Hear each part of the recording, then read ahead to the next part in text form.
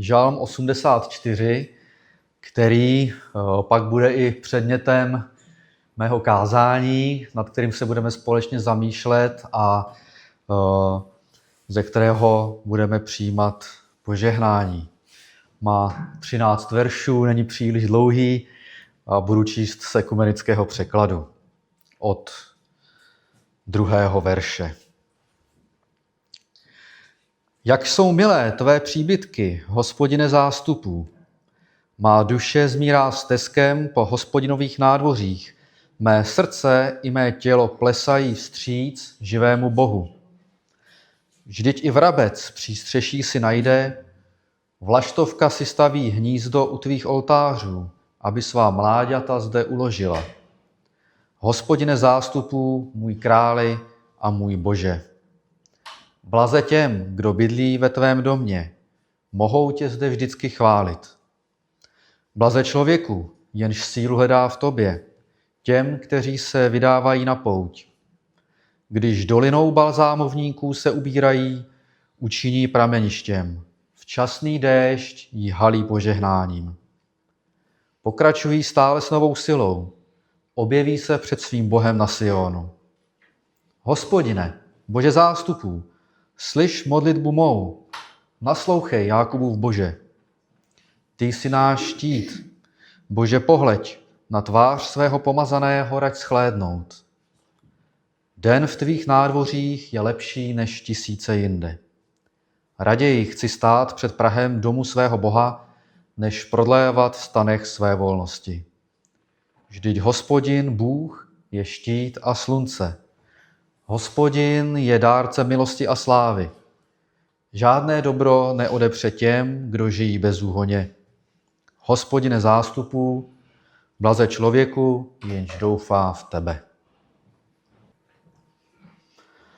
Začnu otázkou.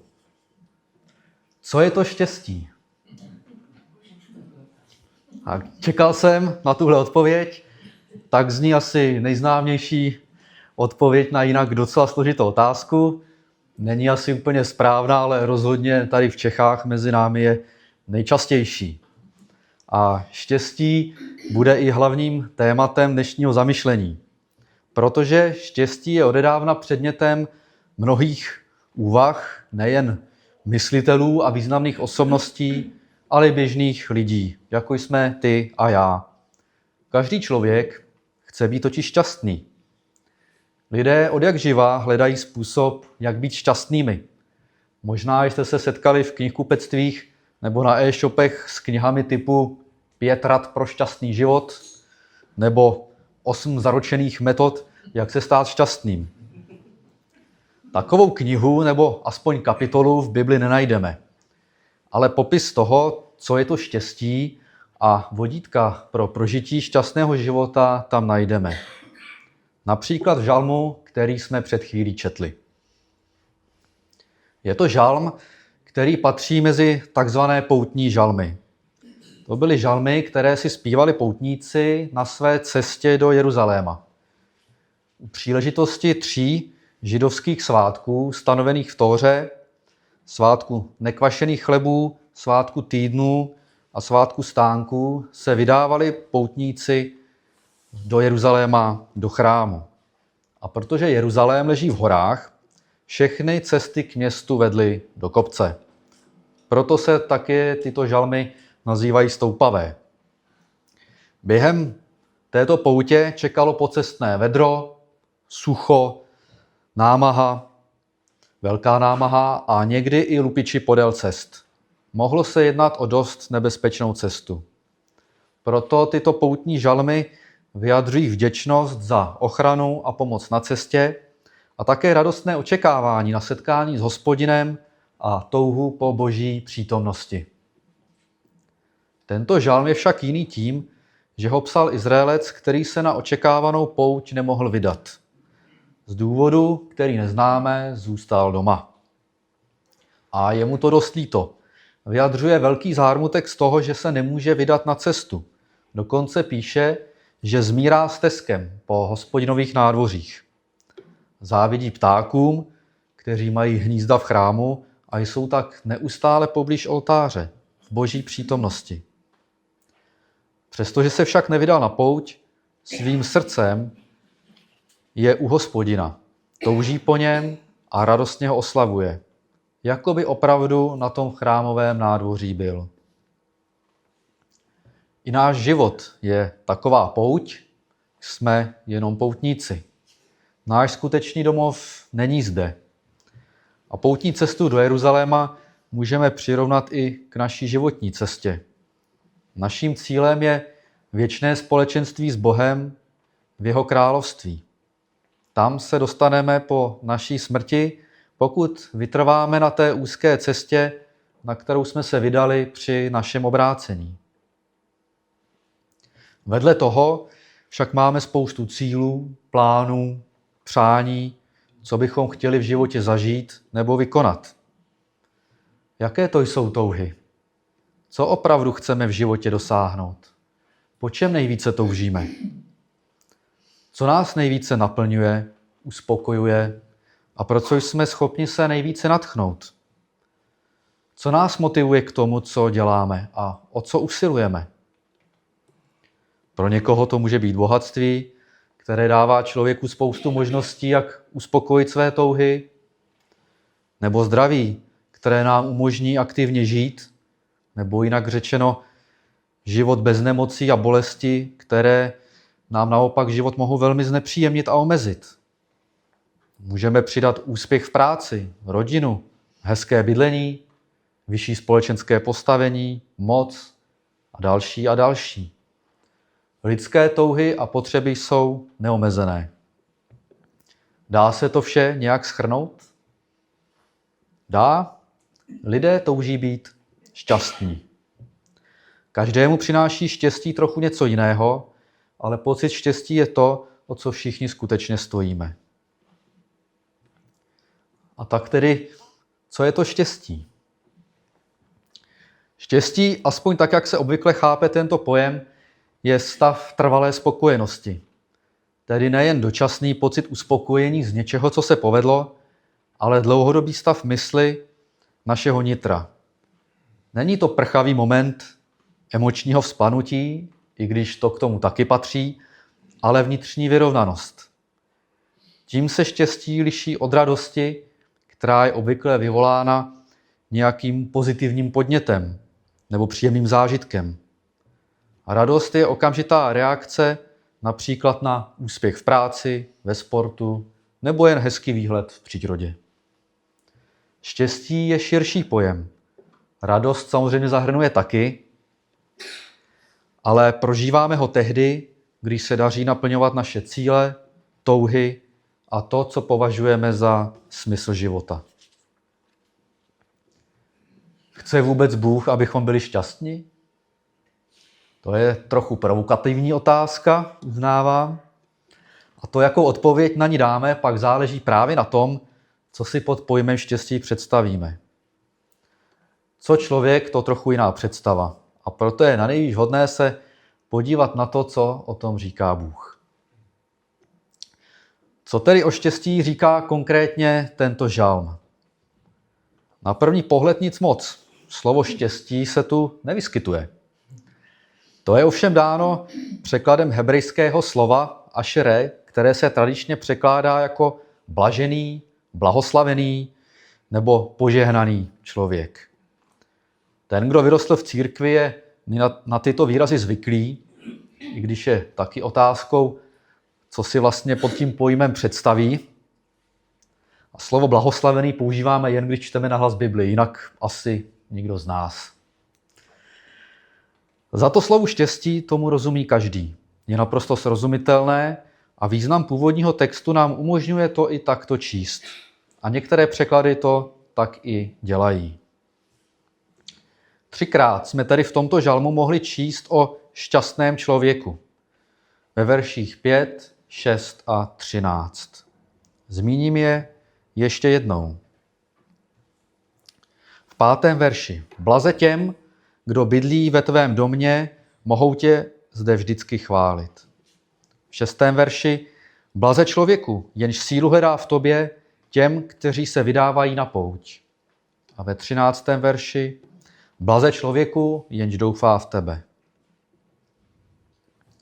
Za prvé tedy, podle verše 5, štěstí spočívá v tom, že můžeme být v Božím domě.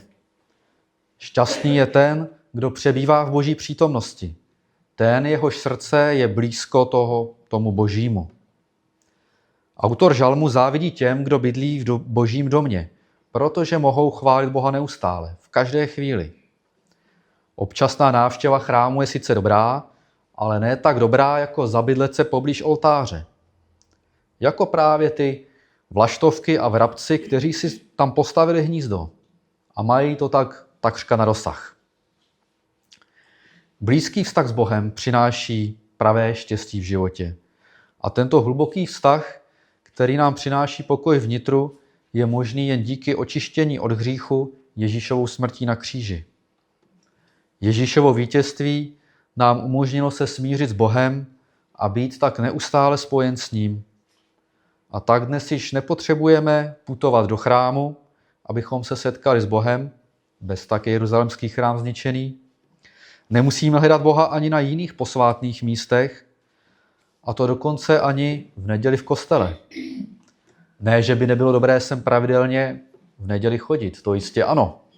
Ale pokud se s Ježíšem potkáváme pouze v neděli zde na tomto místě a přes týden už ne, tak je něco špatně. Vždyť Bůh skrze Ducha Svatého přebývá v našich srdcích. Z nás samých si učinil svůj chrám. Zažívat štěstí skrze trvalé obecenství s Ježíšem je tak zcela na nás.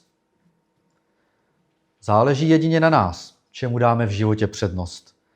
Zda pěstování blízkého vztahu s Bohem, hledání jeho vůle pro svůj život, nebo zda se budeme soustředit na jiné věci. Ty ostatní věci nám však štěstí nepřinesou. Jeden den prožitý s Bohem je lepší než 1000 dnů prožitých bez něj.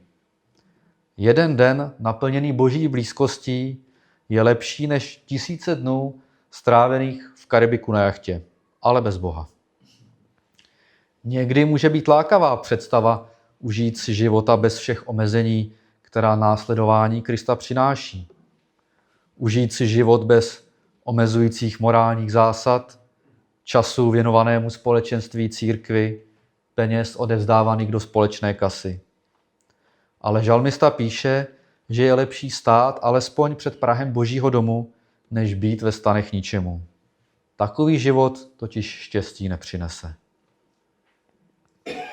Štěstí přináší trvalý život v Boží přítomnosti. Podle verše 11 jeden den vedle na nádvoří je lepší než 1000 dnů strávených jinde. Nemusí se tak hned jednat o exkluzivní místa v první řadě pod oltářem. Není třeba se tlačit do první řady. I v 5. a 8. řadě je Bůh přítomen stejně tak, jako v první řadě. Na nádvoří před chrámem zrovna tak, dokonce i na jeho prahu.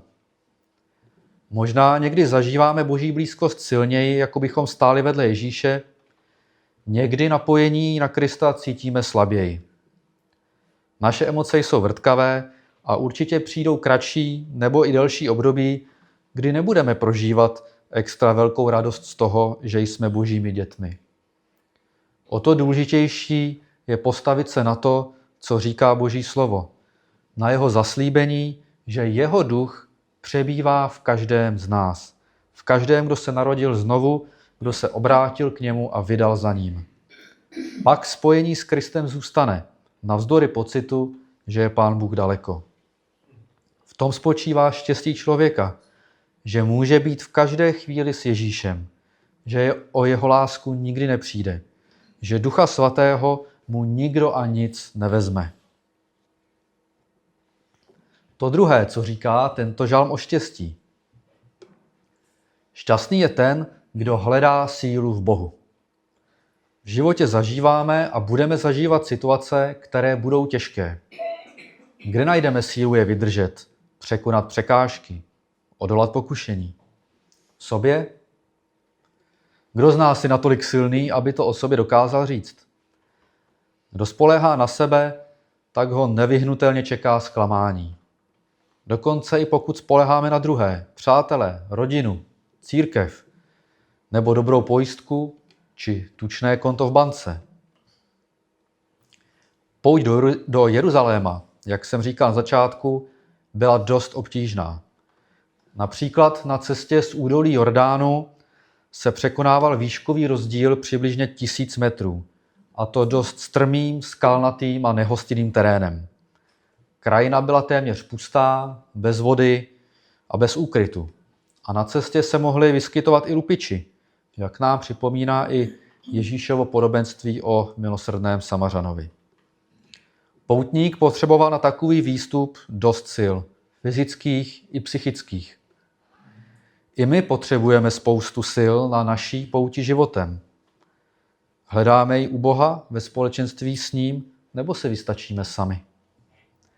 Písmo nás nabádá, abychom nespoléhali na svůj rozum, ani na své schopnosti, ani na druhé lidi, ale jen a pouze na Hospodina. To on dá sílu pro překonání každé zkoušky. On způsobí, že dojdeme, kam je potřeba. On bude stále znovu a znovu obnovovat naše síly. Zaslíbení nových sil a štěstí je pak podle 6. verše pro ty, kdo se vydávají na pouť. Pro ty, kteří vykročí, třeba neznají přesně směr, mohou tápat, mohou mít pochybnosti, ale vědí, že je třeba jít za Pánem, hledat jeho tvář a jeho vůli pro svůj život. Zaslíbení nových sil je pro ty, kteří pokračují na cestě navzdory únavě a těžkostem, ale s důvěrou v Boží pomoc.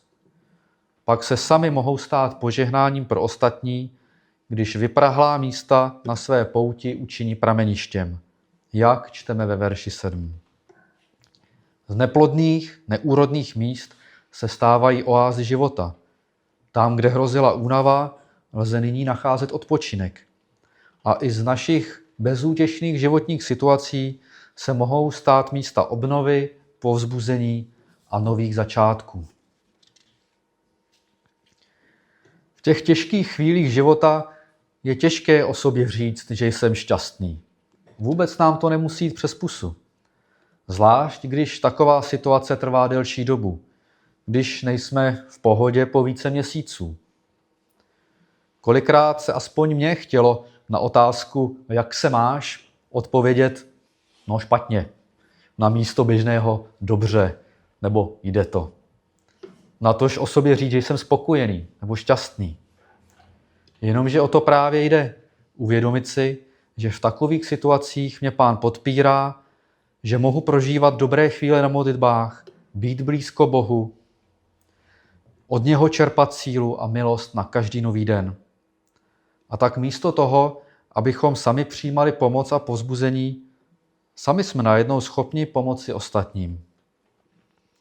Málo co povzbudí tolik a zároveň zahanbí, jako když mluvíte s člověkem v těžké osobní situaci, který si ale navzdory tomu zachovává optimistický přístup k životu a který sám povzbuzuje druhé a s nadějí hledí do budoucnosti. A tím se dostávám k tomu třetímu bodu. Totiž, že šťastný je člověk, který má naději v Bohu. Ten, kdo hledá sílu v Bohu, se objeví před svým Bohem na Sionu. Dojde až do nebeského Jeruzalému a bude žít v přítomnosti svého Boha na věky. Bude se věčně radovat na nádvořích jeho chrámu. Cíl naší pouti není nic menšího než království Boží. Konec naší pouti je před trůnem Beránka.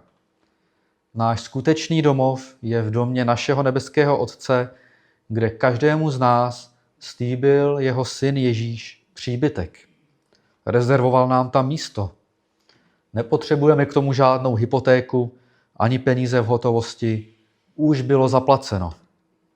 Ježíš svou obětí zajistil, že ten byt obdržíme zdarma. Šťastný člověk, který doufá v Hospodina zástupů, který vidí před sebou cíl své cesty a těší se, že jednou úspěšně dojde až do konce. Takový je popis šťastného, nebo chcete-li blaženého, blahoslaveného člověka podle tohoto žalmu. Člověk, který má úzký a hluboký vztah s Kristem, od nějž čerpá sílu pro svůj každodenní život a s nadějí hledí do budoucnosti. Vedle tohoto žalmu máme i další místa v Bibli, kde se píše o šťastném životě. Například hned v prvním žalmu nebo v kázání nahoře, kde Ježíš vyslovuje známá blahoslavenství. První žalm popisuje šťastné lidi jako ty, kteří se neřídí radami ničemu, ale milují Boží slovo. A další žalmy to potvrzují a rozvádí a přidávají například, že šťastný je ten, kdo důvěřuje Bohu, kdo žije podle Boží vůle. Popis šťastného života podle tohoto žalmu rozhodně není konečný. Ale kdybych chtěl rozebrat i další body, které uvádí ostatní žalmy, bylo by to vyčerpávající. Proto se chci držet toho, co říká tento žalm.